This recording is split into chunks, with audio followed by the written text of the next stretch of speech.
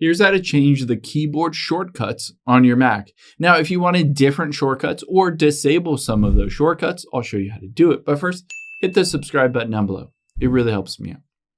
Thanks, guys.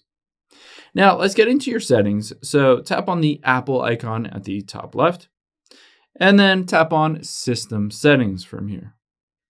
Once your settings opens up, all you need to do is scroll down on the left-hand side until you get to the keyboard option and tap on that. Now you'll be able to see here keyboard shortcuts. I can tap on that and it shows a bunch of different keyboard shortcuts. For instance, screenshot. You can see save a picture as a screenshot is the Shift Command 3. So it will take that screenshot. However, I can choose to just uncheck it if I want to disable that keyboard shortcut. Or I can change the exact, basically, shortcut that it uses.